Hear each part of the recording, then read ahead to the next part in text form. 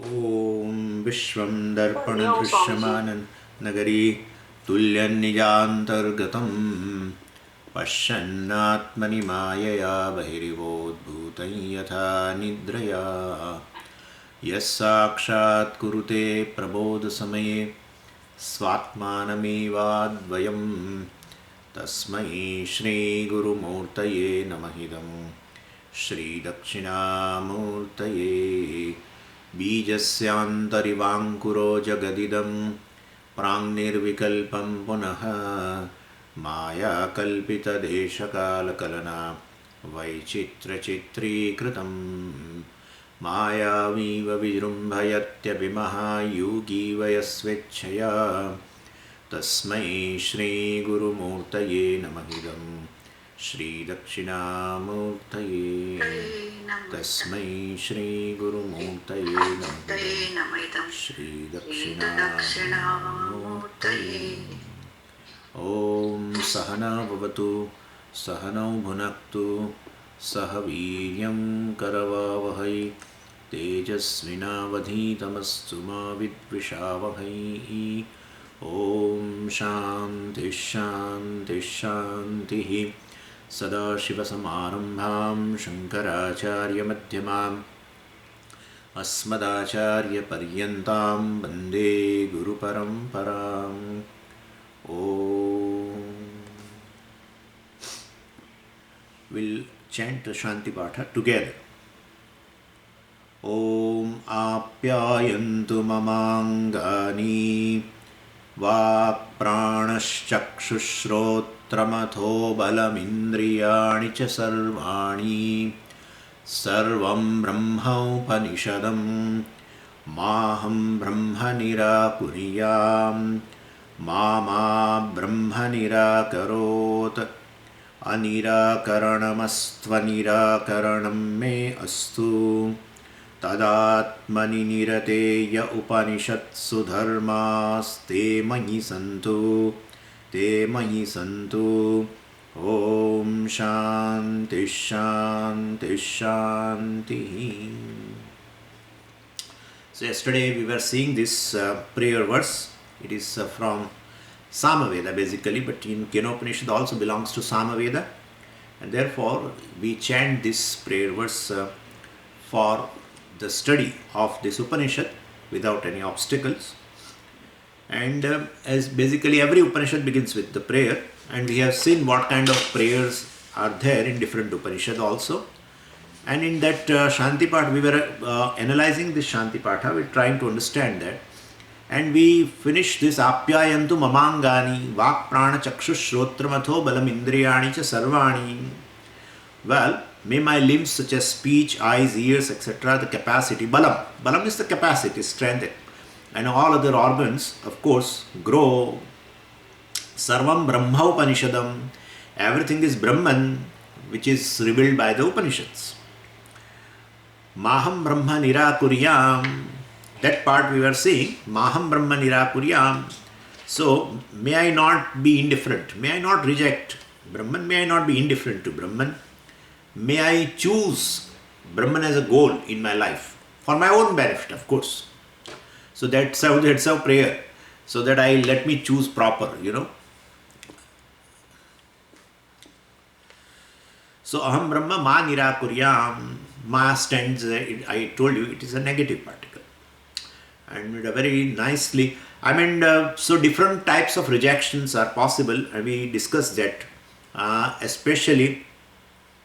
Very first thing is, even if you are listening to the scriptures, Upanishads, still that question may arise again and again, how can I be Brahman? That question may arise. So it is a rejection from my part, basically, because Brahman is limitless, and therefore anything limitless includes me. It's so simple to understand as such. And yet, so it's my own nature, yet I am rejecting by saying, how can I be Brahman, etc. So that's what we discussed, that when you listen to this, we have to ascertain the meaning, the purport of the Upanishad, that it is nothing but the oneness between the oneself and Brahman. and that is, and how to arrive at that purport, that also I have talked to you.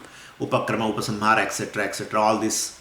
There are 6 tools by which one can easily ascertain oneself that that is the purport of, or this oneness is the purport of the Upanishads. And definitely once you ascertain that, then your mind becomes quiet. Quiet means you will not be agitated. Now he knows that this is a purport. And so then listening and owning up this fact is the only path to gain liberation. Because you have to drop ultimately all the notions. That's the main thing. Listening again and again means what? It will enable you to drop all the notions which are just contrary to the nature of self, which has been described in the Upanishad. So that's how so many words are there. I will talk to you about that. So once the Tatparya Nishchaya is there, once the purport is done, the mind relaxes, and then basically, what is unfolded by the Upanishad or the Shastra becomes clear to me. But suppose you cannot ascertain this kind of a Tatparya or the purport of the Shastra, then at least, and by Punya you are able to listen, then you should have a Shraddha. And because Shraddha is very much essential in that. If Shraddha is not there, the rejection would be there. So if Brahman is limitless, definitely it cannot be separate from me. Any other Brahman, which is limitless but it is different from me, well then definitely it is not a Brahman at all. And it will be, suppose if it is different from me, then it will become an object, as I told you yesterday. And knowledge pertaining to any object cannot liberate you. In fact, it creates a bondage. Further bondage, really. More and more you going to the depth of this, there will be more wanting of knowledge. That you will feel that, yes, I don't know many things. That's what is happening. And therefore, if Brahman is other than you, because you are saying, how can I be Brahman? So if Brahman is limitless, yet you are not able to understand it is you, then it is different from you. Okay. If it is different from you, then it's the knowledge of that Brahman is like the knowledge of the clip. And knowledge of clip does not liberate me. Same way, knowledge of Brahman also cannot liberate me. So if Brahman is limitless and yet I am not able to assimilate that I am Brahman, then this knowledge of Brahman is not going to make me free. But Brahman is basically consciousness, and therefore, and I am a conscious being. Any conscious being is non-separate from the consciousness. In fact, the consciousness appears with a name and form we call conscious being. And ultimately, so if Brahman should be, and that Brahman which is limitless or consciousness, limitless consciousness is myself. Okay, it is myself. But what about this creation? That also we say that the creation, etc., or the Jagat which is non-separate from the Chaitanyam, is also oneself. So one gets to know that all that is there is oneself or myself. One has to understand Brahman in this form. And that is what it meant by Sarvam Brahma Upanishadam. Sarvam Brahma means all the three, Jeev, Jagat and Ishvara, all the three are one entity alone. All the three appear through Maya in three forms, but mithya forms. Because it is Maya basically, therefore they are Mayikam. Jiva is Mayikam. What is born of Maya is Mayikam. And so basically you can very well claim I am Brahman, I am God, etc. Or I am Jagat Karanam. I pervade all the names and forms. I am in the form of space. That's how Vamadeva said. I was Manu and I was Sun and I am this and I am that. So much, so many things. So we feel, oh, he is talking too much, but it is not. He knows the essence is one alone. There are no three things. That's how it is non-dual. Brahman which is non-dual cannot be, the Brahman which is non-dual cannot be in varieties of forms. If it is in the varieties of forms, those forms are mithya. And therefore, ultimately, essentially, it is one thing alone, which is non-dual. So that's how Advayam Brahma. So basically, so I am I am Brahman, that's knowledge ultimately, it will, Upanishads study etc. will culminate into this. And we have also said that there are, some, some Dvaita philosophy, etc. Well, we cannot say, and because they themselves presented, the founders, especially Dvaita philosophy's founder, have presented these Upanishads, etc., in a form of Dvaita, etc. And because they feel that basically this Advaita philosophy, telling oneness between Jiva and Ishvara, then the devotion would not be there. And therefore it is devotionless. This Advaita philosophy swallows this devotion, and people needed devotion, and therefore we should interpret properly. And that's how the Dvaita philosophers have, all founders especially, they have interpreted the Upanishads in a very twisted way. They have distorted the Shastra basically, and therefore it's not correct. In fact, one who understands Vedanta, if properly, if it is taught and if it is understood, then it will generate more devotion. And if the devotion is there, it will be strengthened. And therefore, because ultimately everything is Ishvara. Because, Swamiji, everything is Brahman or everything is Ishvara? We have resolved that, but still I am reminding you. Everything is Ishvara and everything is Brahman. And therefore, everything is you also. And therefore, because if names and forms which are mithya, so you can count. What is the big deal? When you are saying everything is clay, then what is your problem not counting all the names and forms? But names and forms are mithya. That's what we are saying. When I say it is clay, then I have not counted. I have not counted name and form. But then why are you again saying name and form? Because I will still count. Now, by not counting, I will count. By not counting sunrise, I will count the sunrise. By not counting blue sky, I am going to consider as a blue sky. In fact, I will arrange my transaction in the world as per all mithya things. And in fact, that is the reality. That is the reality so far the transaction is concerned. Because even though sunrise sunset is not there, I have learned. Okay, then where is the question of getting up early in the morning and all? Because ultimately there is no sunrise. And therefore there is no need. Swamiji, you were telling that one should get up in the morning early and then pray, etc., take bath and pray, etc. But where is sunrise? If sunrise is not there, getting up early, in fact sunrise it's a foolishness. And therefore basically, you are transacting, then consider the transactional reality. What is the big deal? No, but then that's a reality. That's a problem. The reality, the transactional reality becomes a ultimate reality for you, and therefore you want to run away from it. That's a problem. That issue has to be resolved by you basically, taking Ishvara into account. And therefore if more or Ishvara in your life, then definitely this transaction would not be a problem. Definitely it will not be a problem. And therefore, if there is a problem, if you feel, then resolve properly and see what is reality ultimately. And then name and form we count, all names and forms, then definitely it is all Ishvara. If names and forms you won't count, then it is all Brahman. What is the big deal? And therefore, in name and form being mithya, it is not going to have addition in that. That's how I say 100 gram clay plus pot, or 100 gram clay plus a pen or whatever. It is going to be 100 gram alone. Why? What is the big deal? So name and form count. So far as we are doing transaction, say everything is Ishvara. Everything Ishvara means your thought form is Ishvara. Your mind is Ishvara, that's another thing. Every thought is Ishvara. Every name and form is Ishvara. And well, appreciate it that way. So no problem then. Anyway, so sometime Bhashyakara says Ishvara and one Acharya has created this problem. He said Bhashyakara himself is not clear about the difference between Ishvara and Brahman.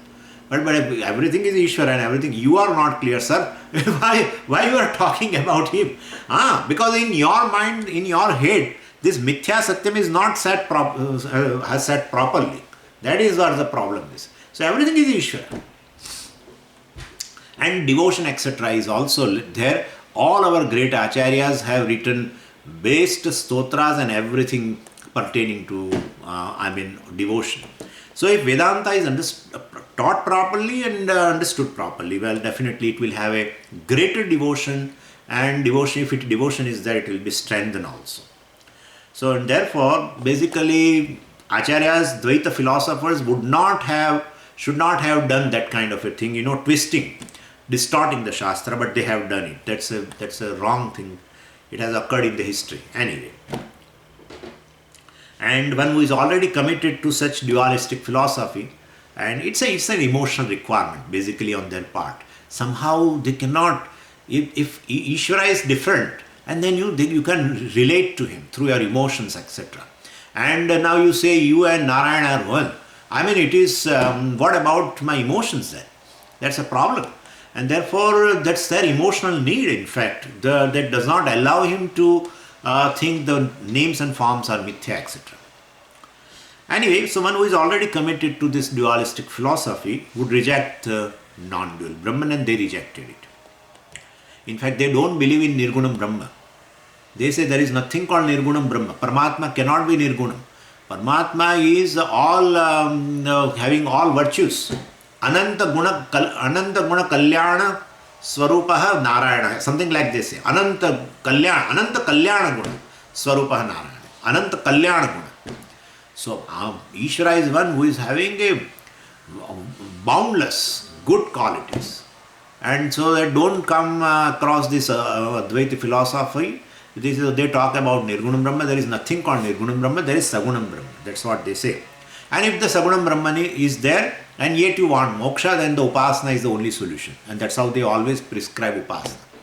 Because Nirgunam Brahma, you cannot do Upasana as such. And therefore, so Paramatma is Sagunam, and do Upasana, and you can reach to Vaikuntha, etc. Anyway, so Maham Brahma Nirakuryam, may I not reject Brahman? Let me accept boldly that I am Brahman. That's a best way of not rejecting Brahman. Mama Brahma Nirakarot, may Brahman not reject me. Here Brahman means Ishvara. Well, because Brahman as such, cannot be karma phala data. And therefore, if you pray, definitely you are praying in the form of in a form of this karma phala data. So Brahman as the cause of the Jagat, as the source of karma phala, well, may he shower the grace upon me so that my pursuit of Brahman will be successful. And not only that, he should shower a grace on me, but until I complete this knowledge, until I gain nishtha, let his grace not run out. We have to pray that way. The grace, because the grace has to last ultimately. But because it's a earning, and so it will last. And so keep on praying. That's how in every class they do this kind of a prayer. Every class before the class. So every class becomes successful, and the success culminates into the nishtha, in knowledge. And as such also, before, attending the class itself is a problem.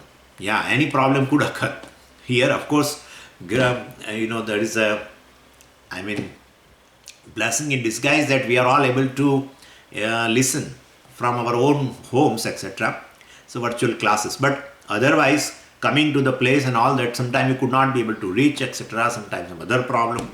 So till person gains this knowledge, one has to pray for that, for the grace of Ishvara. So Mama Brahma Nirakarot, may that Ishvara, who is a karma phala data, not reject me.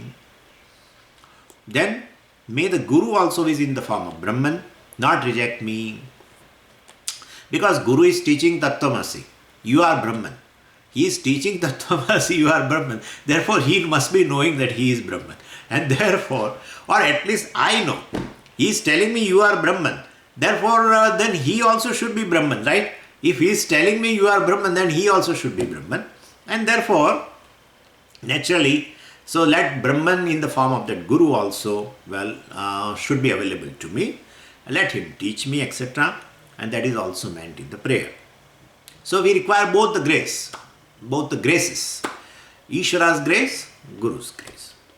Anirakaranam astu, anirakaranam me astu. Let there be no rejection from Ishvara. There are 2 times, right? It's a repeated. So the first part you take it for that let there be no rejection from Ishvara. Then second, anirakaranam me astu means let there be no rejection of Ishvara from me. So first is let there be no rejection from Ishvara. The second is let there be no rejection from me towards Ishvara. So this has been told, of course, but it was said again. What was said before is confirmed here in 2 lines. So let there be love of for the pursuit of this Brahman. Let there be love for the pursuit of moksha. Either way, never get confused. Please don't get confused. Sometimes teachers will say pursuit of moksha. Sometimes they say pursuit of Brahman. Sometimes they say pursuit of knowledge of Brahman. Don't get confused. All the 3 are are having the same sense. Brahman is moksha. By knowing Brahman, one becomes free. Never have that idea. Brahman is moksha. Brahman is free. What is limitless is free. In terms of time, in terms of place, and in object wise also. It does not have any boundary of objects. It does not have a boundary of time. It does not have a boundary of a place. That is Brahman. That is me. And therefore, sometimes they say knowing Atma is a goal of life. Knowing Brahman is a goal of life. Pursuit of Brahman, pursuit of Atma, pursuit of Atma Jnanam, pursuit of Brahma Jnanam, pursuit of Moksha. All this same thing. Never blame upon a teacher that he is confused. Sometimes he says there is a pursuit of Brahman. Sometimes he says the pursuit is the 4th Purushartha is the moksha. And what is this? Sometimes he says the pursuit is just knowledge of the self or knowledge of Brahman. What is this? It is all same thing. Brahma eva Brahma Jnanam eva moksha eva Atma. That's all. Atma is free. Brahman is free. If I am free, that is moksha. What else is there? What else is there? Knowing is free. But if I don't know, then also you are free. What can I do? Because it is limitless. Brahman is limited. If you don't know, you won't have an advantage. Knowing that's an advantage. If person doesn't know, it doesn't mean he's bound. If anything is bound, then definitely moksha is going to be happening in the future. If moksha is going to be happening in the future, it is not a moksha, which comes in time, right? Which comes in time, which begins in time. It is not moksha. That is accepted by all the philosophers. Moksha means basically it must be a nitya vastu. That's what I want. Actually, who wants anitya vastu? Really speaking, if moksha is anitya, I would be the first person to drop the class of Upanishad. Really. I'm telling you. Because I am getting experience of joy. I become free from sorrow, free from the limitations, free from all kinds of notions. Automatically, every day. In deep sleep, I become free. Therefore, I don't need to know all this. Why should I know? But what about waking? What about waking? In waking also, even if you don't desire, I'm sure, if you don't desire any object of happiness, I'm sure you will get few objects in your life without your desire. Just check it. Just check. That's what I told you one day. Even that, just as the desires of unhappiness come in your life without your volition, same with the desire of, the objects of happiness, objects of unhappiness come in your life without any kind of your permission. Same way objects of happiness also come in your life. You have experience but you forget. And that is how sukha dukkha, because prarabdha means sukha dukkha. It is not dukkha. And let it be dukkha, but then someday sukham will be there. At least somebody comes to your, or does a WhatsApp and he writes a joke in that and you just laugh. Nothing else than this much happiness you will have. And therefore, these objects of happiness also come in the life. And it gives me temporary moksha. Temporary moksha I am getting daily. Moksha means what? Freedom. Freedom from what? Freedom from I don't want. That is what you don't want. Sorrow I don't want. But you are getting it. In experiencing you are getting it. And you sleep, you get for 8 hours. 8 hours moksha is not an ordinary job, ordinary thing. It's a big thing. For some people, now somebody told me, in this pandemic, people are taking a very long sleep. And therefore, the health issue has arisen now. So many health issues are arising because of a long sleep. But people sleep, what can they do? And wife also wishes that, he let him sleep. And so she won't disturb, because otherwise there would be a problem. So therefore, anyway, what I am saying is, temporary mukti I am having. Prarabdha provides me. Why should I worry? Suspension of prarabdha, of course, provides you that also. Mukti. Where prarabdha gets suspended. Prarabdha is totally gone now. And no more karma left. That's a permanent mukti. But that, suppose if you don't want, you are going to get that. Suspension of prarabdha and becoming free from karma. That's a deep sleep. And therefore, anitya moksha nobody wants. Why should I search for that otherwise? Moksha must be nitya. If it is nitya, it should be here. It should be right now. Right now, here. Well, then it should be you, sir. Other than you may not be with you all the time. Other than you might have come before some time, or it will go after some time. But if moksha is nitya, that is here and now. And nitya means all the time. Here and now. Here and now. Here and now. After 1 week, here and now. Here and now. Oh, it is me. It cannot be. Anything which is here and now and that is all the time, then definitely it must be me alone. Other than me means cannot be all the time, here and now, right? Other than me means cannot be here and now all the time. It may be there also. It may be there somewhere else.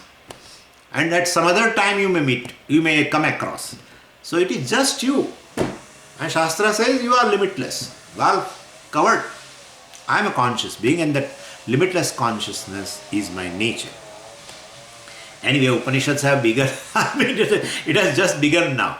Anyway, so Anirakaranam astu, Anirakaranam me astu. Let me not reject, let there be no rejection of Ishvara and from Ishvara, etc. So, and therefore, so I may, one more thing is there in that is, may I have that right attitude so that I will not give up my pursuit, saying that I have tried. People generally say that kind of a thing.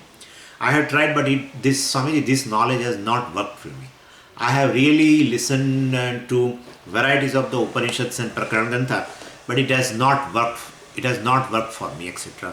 Please don't say that. Well, one should pursue Vedanta until one understands. Well, I am Brahman, so keep on. That is called trying. Till you understand that you are Brahman, please keep on listening there. Because you are already Brahman, and so it's a question of an understanding, and so keep pursuing until you understand this fact. And so listening to Pramana, listening to Upanishad.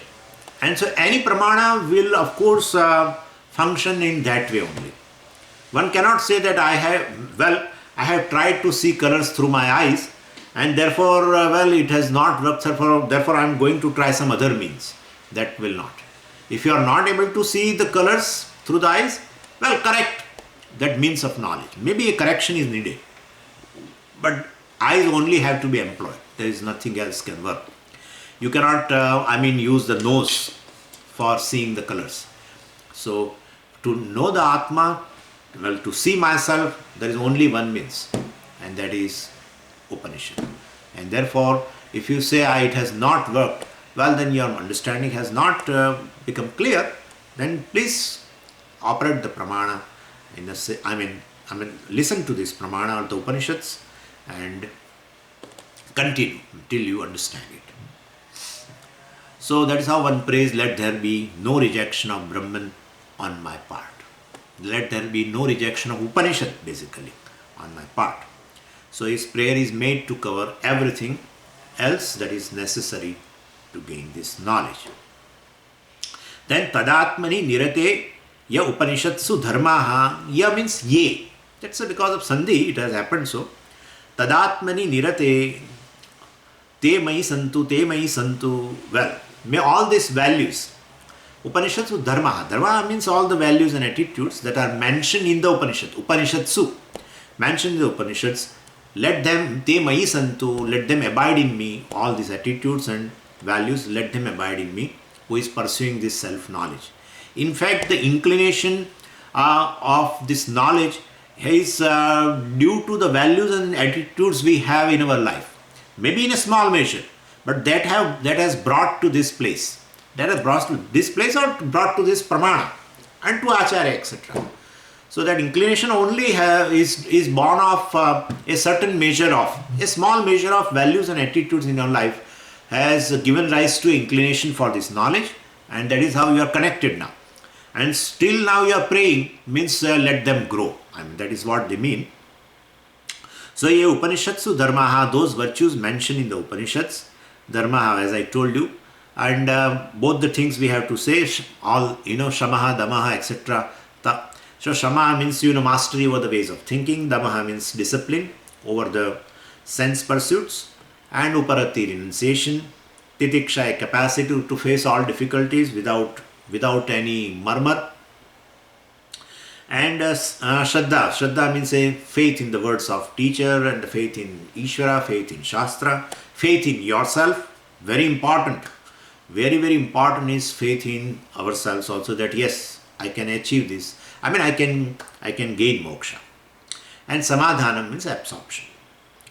So all these are, we can call dharmaha, we can call these values and attitudes. And this has been described Upanishatsu. Upanishatsu means that all these are there, Shama, Dhamma, etc. Yeah, it is there. In Brihadaranyaka Upanishad, in the two recensions, one is a Kanva Shakha, and the other one, Brihadaranyaka, appears in the Madhyandina Shakha. I mean, Shukla Yajurveda has a two branch, Kanva Shakha and Madhyandina Shakha. Shukla Yajurveda has many branches, but now we know these two. So, well, I will talk after this is over. So, Brihadaranyaka, I mean, it is in Kanva Shakha, there is a mantra, Tasmad evam vit shantaha dantaha uparataha titikshuhu samahito bhutva atmani eva atmanam pashyati. This is in Kanva Shakha, in Brihadaranyaka Upanishad, which appears in Kanva Shakha.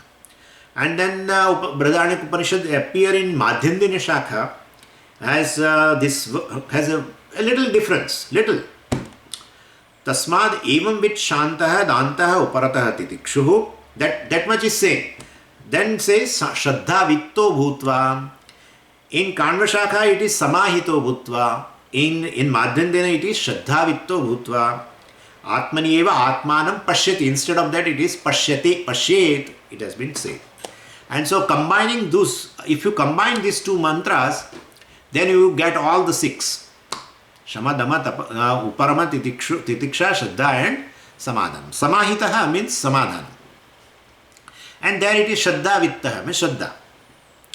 So these are the six qualifications, Upanishatsu dharmaha. Well, these dharmas or the attitudes, etc., values and attitudes have been given in this Upanishad, which are necessary for the pursuit of knowledge. Te mai santu, let them be in me. What kind of me? Tadatmani nirate mai. Nirate. Committed to the what? Tad atmani. Tad means that Brahman, which is nothing but the Atma. And that kind of. So I am the one who is committed to know the oneness between Atma and Brahman. In such a person, that is me, well, all these values and attitudes, let them grow. We should say let them grow. We should not say because person has come and studying all this. Definitely he must have a small measure, as I told you, but he wants it in a certain measure. He wants in abundance. So that much, he wants in the measure so that is necessary for him to gain the fruits of the study. That is required. This is actually they consider they say this, that this, the Shatka Sampatti, etc., Samadhi Shatka Sampatti, one requires till one gains Nishtha. And therefore, basically what happens is, initially Sadhan Chatushray Sampatti will not be in a full measure. When person is exposed to this Shastra, will not be in a full measure, really. That is in a very, consider all of us. We all of us honestly will agree to that yes, we don't have so much titiksha, we don't have so much vairagyam, we don't have so much viveka, but we must be having in small measure, so that we are, giving up other pursuits and pursuing all this and spending time with this and enjoying also. So we have in small measure, and then they grow along with the Shravana.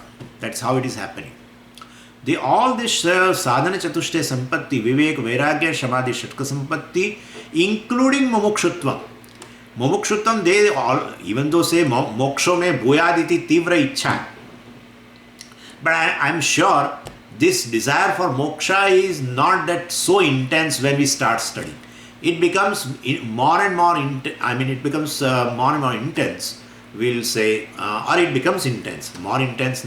It becomes intense when we really start listening to this.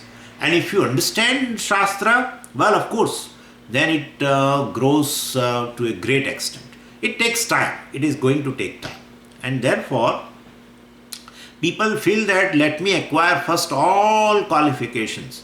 100% Viveka, 100% Vairagyam, 100% Samadhi, Shatka Sampatti, and then once I gain 100% marks in all the subjects, then I will appear for Upanishad. No. It is not going to happen. But then it has happened to Nachiketa. Well, Nachiketa, don't bring all these examples. They are just ideals. They are all role models. It's a Vedic example. And it has been presented to you so that to show that you require certain qualification in order to gain knowledge. That's all it means. Don't try to think that I should also reject everything the way he rejected. Well, so then, but Swamiji, I think I am wishing that somebody should present all these bhogas, etc. of the heaven, and then I will reject them. I will kick them out. And then that's not going to happen. And therefore, basically, all the qualifications grow in time along with the Shravana. That all the Acharyas accept. All the Acharyas, including Sureshwar Acharya, and everyone accepts this. That it grows in time. And it grows. And it grows. And it grows. It grows. Not in one janma, maybe in second janma. Aneka janma samsiddha tatoyadi paramgati. Even Pujya Swamiji is to tell that this Tattvamasi, to understand that and with a clarity, may require only 5 minutes. But the preparation requires a lot of time. All the janmas goes in that preparation only. Really. All the janmas goes in just preparation. The Shama, Dama, etc. is not an easy thing. We know very well. To keep the sense organ in a respective golakas, they are dantaha, dantoshvaha. They are all very, very mischievous. They immediately want to run away. Like the child who is in the lap of mother, and then he wants to go out and catch that fire. That mother knows it is not good for him, and so she pulls all the time and put in the lap and give some kind of a toy so it will remain there. So etc. Dama, Uparama, etc. are required, and they grow. So let me become an adhikari. Tadatmani nirate upanishadsu dharmaha te mai santu, etc.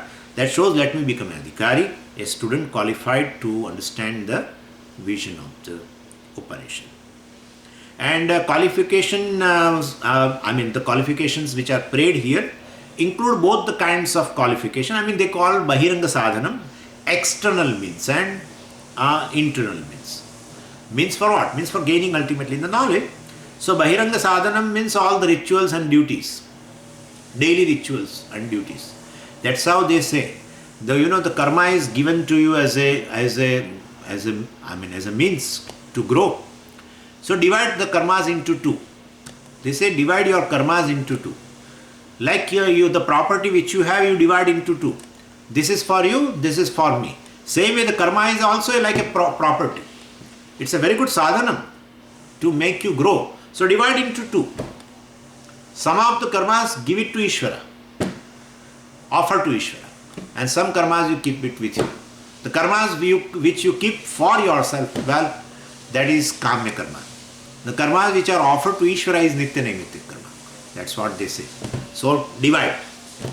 That tell every morning, certain things I will do for you, or I will offer to you, but certain things I will keep for me. Nothing wrong. Nothing wrong. Keep it for you. So, because you don't want to give everything to Ishvara, what will then? I will become pauper and he will not take care. He all the time sleeps, and he will not listen also. And therefore, keep it with you.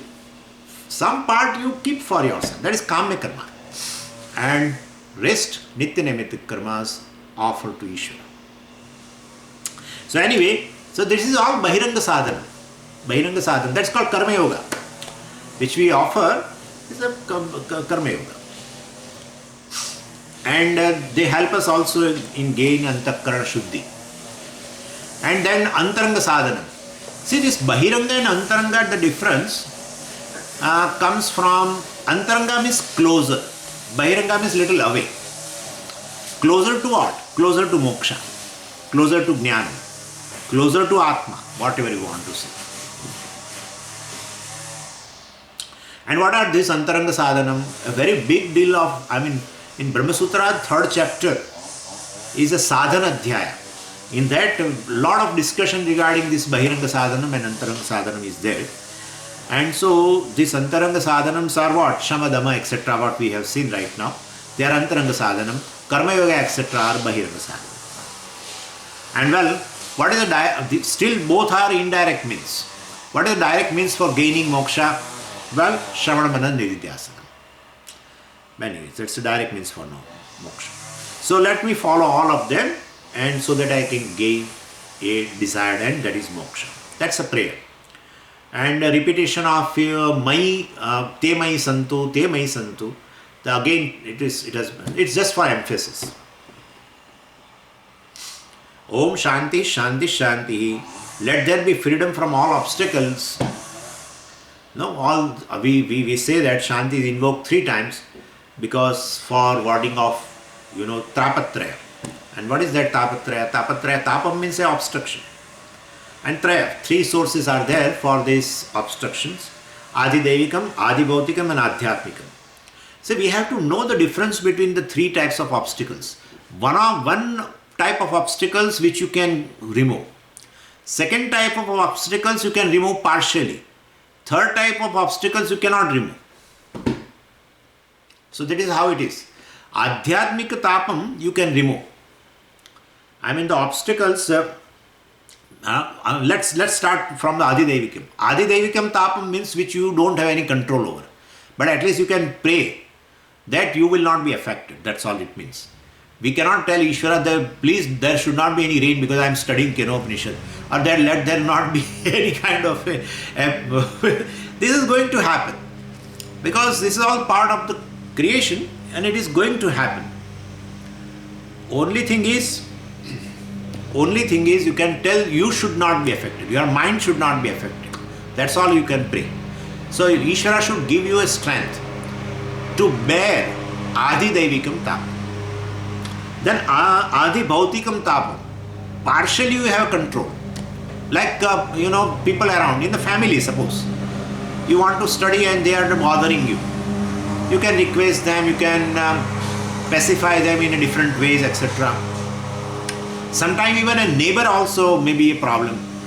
Sometimes other problem. So many. Mosquito problem, this problem, that problem, water problem, etc. etc. So partially you have control, definitely. Not total, but partial control you have. And you pray to Ishvara, to at least not to create obstacle. You should not have any obstacle in your life from this kind of sources. And if they are there, still you should not be bothered. Because it's there also you have a partial control, not total control. But Adhyatmikam,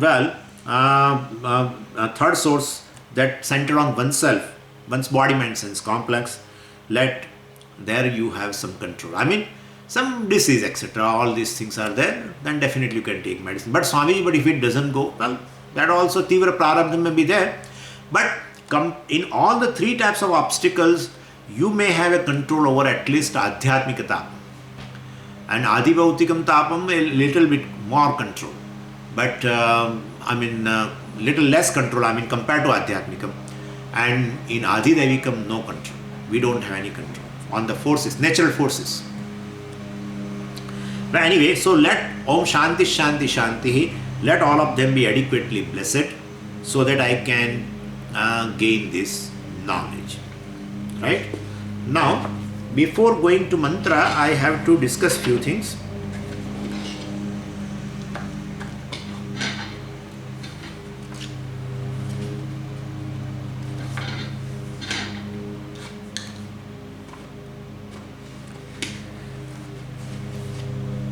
Well, the Upanishad which we are beginning,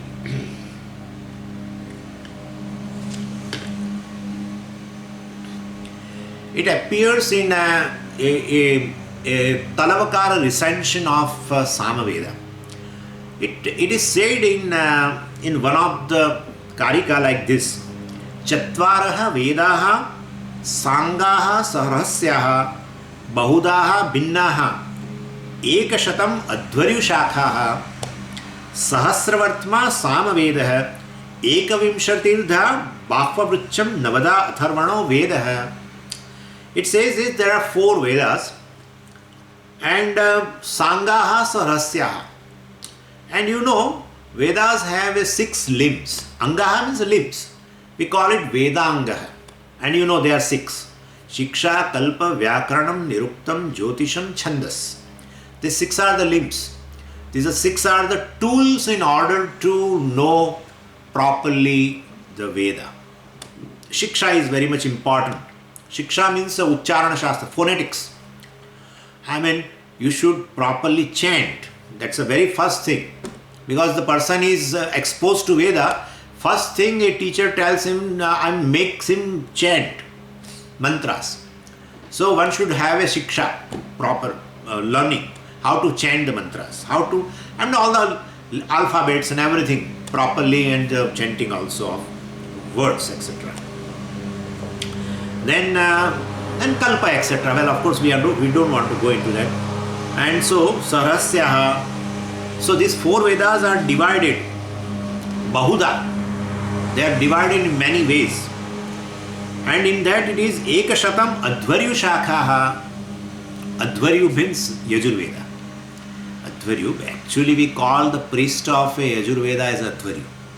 But here, by that we should understand, by word Adhvaryu we should understand Yajurveda. Ekashatam, so there are 100 recensions, branches of Yajurveda. Sahasravartma Samaveda. Vartma means a marga, path, means shakha. Recensions. Sahasra, 1000 branches of Samaveda. Now are not available. This was told earlier. And then Ekavimshatirtha Bhakvavrucham. Bhakvavrucham. Rik means actually Rigveda. So Ekavimshatirtha. Ekavimshati means 21. So there are 21 branches of Rigveda. And Navadha Atharvano Veda. And Atharva Veda is Navadha, 9. Navadha, Atharva Veda has 9 branches. So this is how it is. Yajurveda has 101. Ekashatam, sorry, not 100, 101. I'm sorry. Not Shatam, Ekashatam. Yes. So Yajurveda has 101 branches. Samaveda has 1000 branches. Rigveda has 21 branches. Atharva Veda has 9 branches. Where is it all? From where you have brought this verse? It is in Patanjali Mahabhashyam, and in particular part it is there. Anyway, and of course, so Samaveda has 1000 branches. Now this, what I was talking, is not today available. It has gone. So earlier in those days, Samaveda was having 1000 branches. And from 1000 we have three now today. One is called Ranayaniyam, second is called Kauthumi, and the third one is a Jaiminiya. Ranayaniya, Kauthumi and Jaiminiya. These three branches are, three recensions are available today of Samaveda, because we are now interested in Kenopanisad. So that's how I am talking regarding that. Other things we'll keep it aside. And so this Jaimini Maharshi, he has definitely in this Talavakara branch, of our Samaveda, our Jaimini Maharshi has done a lot of contribution. Means he has seen a lot of mantras, and they are there in Talavakara branch also. And same way, there is another Rishi called Talavakara Rishi. He has also contributed into this branch. That's how the name is given, Talavakara Shakha. Because generally we say like that, the seer of that particular mantras, from the name of him, we give those mantras, a bunch of those mantras which form a branch, we gave the name from that Rishi. So like we have a Tittiri Rishi, from that we have a Taittiriya Shakha, like that.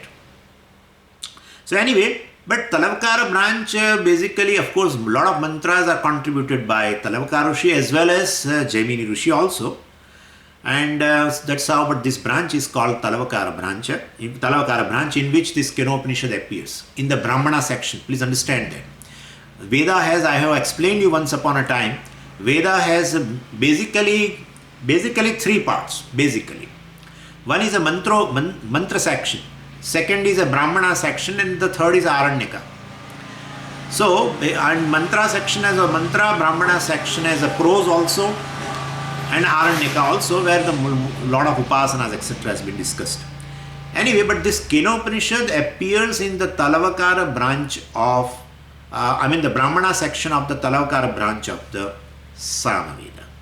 And our Chandogya Upanishad appears in Kauthumi branch of Samaveda. These are the two Upanishads we study in the Samaveda. And and Bhashakara says that this Talavakara branch has basically 9 chapters.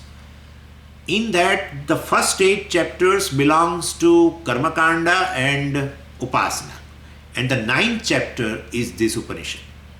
And so this is how the division is. This is just for your knowledge.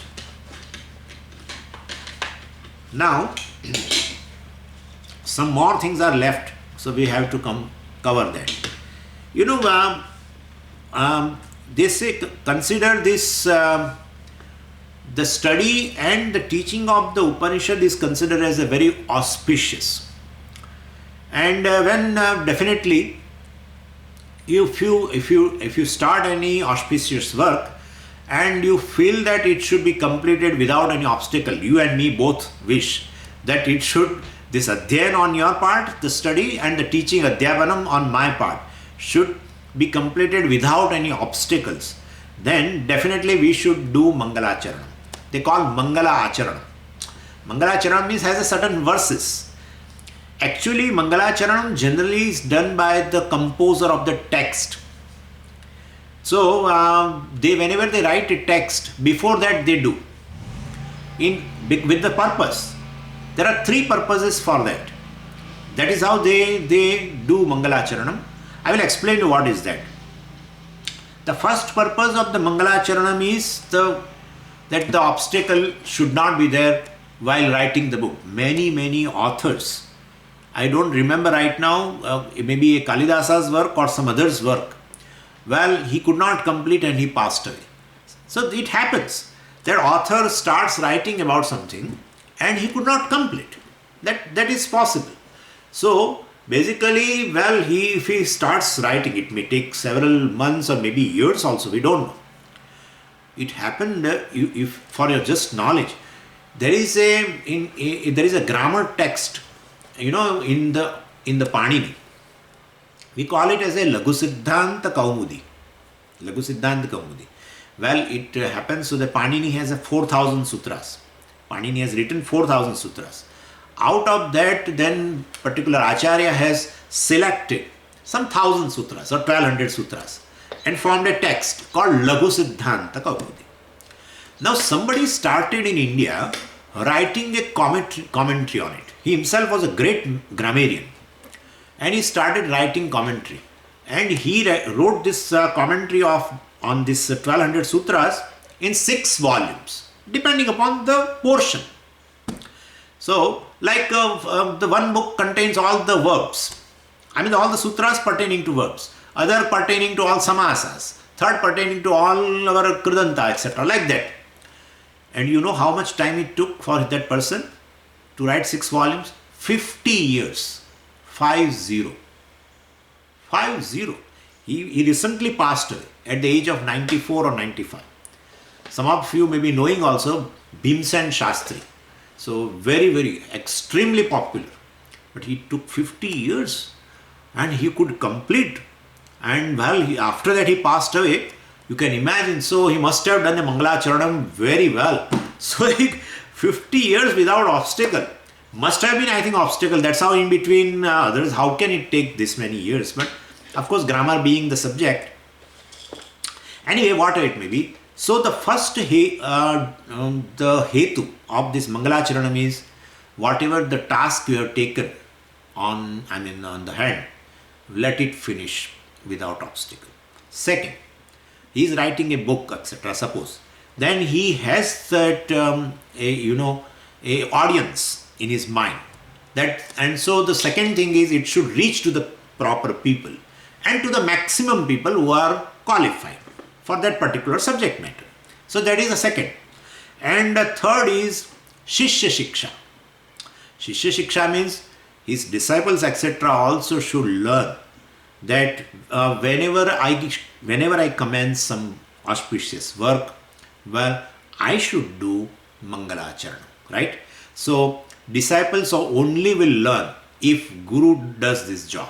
And therefore, basically, to teach even the Shishya, well, he is doing this Mangalacharanam. He may not be required, because the person, suppose, is a very evolved person, he may not require. He just remembers, before starting, he just closes his eyes and remember Lord. That's enough. It is possible. But still he writes some verses of Mangalacharanam that shows he wants to teach the disciples, etc., the students, that you also, whenever you begin some good work, definitely you should do Mangalacharanam.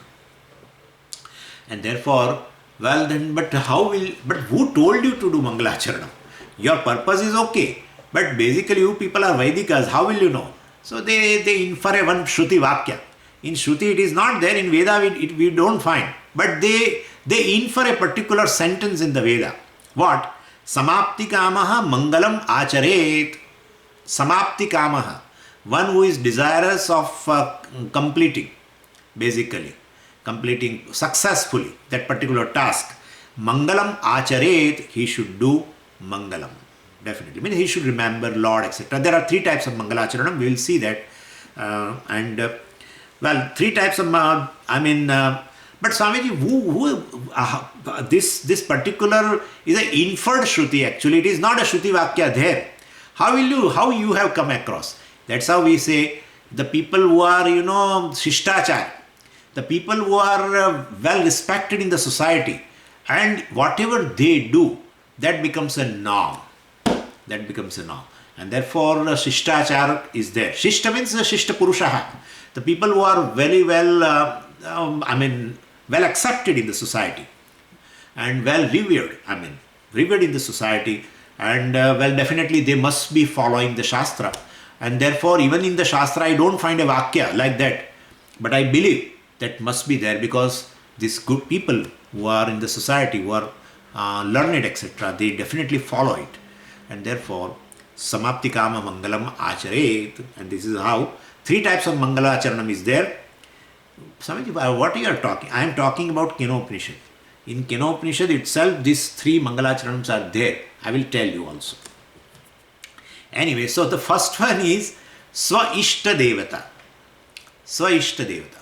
You have to remember, your own Ishta Devata, or you have to prostrate or salute to your own Ishta Devata, or you salute Ishvara, or you salute a teacher. That's the first type of Mangalacharanam. You compose a verse in which you show a salutation, you do a salutations to either of the three, Ishtadevata or Paramatma or this Guru, teacher. Second type of Mangalacharanam is Tattva Anusandhanam. It is in the form of Tattva Anusandhanam. You are remembering the Brahman, the truth of everything. That itself is a auspicious, right? And therefore, that's how Panini has begun the sutra. In fact, to such a great grammarian, he started the sutra with, the first sutra is what, Vruddhiradaj. Vruddhiradaj. Puja Swamiji used to give this example. I am reminding you now. Vruddhiradaj. That Vruddhi is nothing but Brahman. Because Brahman word is formed from the root Bruh. Bruhi Vruddhau means to big, to be big. Vruddhi means to increase, to grow. But here Brahman means which is the big. And therefore Vruddhi, by that he has remembered the Tattva, the truth of the entire creation, the Paramatma. So the second type of Mangalacharanam is Tattva Anusandhanam. Anusandhanam, remembering the Tattva, remembering the truth of the entire creation, or remembering the truth of oneself, etc. And third is Ashirvada Rupam, in form of blessing. So these three types of Mangalacharanam are there. And well, in Gita Press book, you will find, what I am going to discuss tomorrow is the first two verses of Mangalacharanam are there in Gita Press book. And the third one basically is by some Tikakara of the Kenopanisad Bhashyam. Well, I will take all the three verses of Mangalacharanam, so we can also finish without any kind of an obstacle. So I will explain you all the three verses and then we'll go to the first mantra of. So I mean, you are not in hurry at all. Why should we have a hurry? We want to learn, that's all. Om Purnamadav Purnamidam Purnat Purnamudachyate Purnasya Purnamadaya Purnameva Vashishyate. Om Shanti Shanti Shanti. Harihi Om Shri Gurubhyo Namaha. Harihi Om.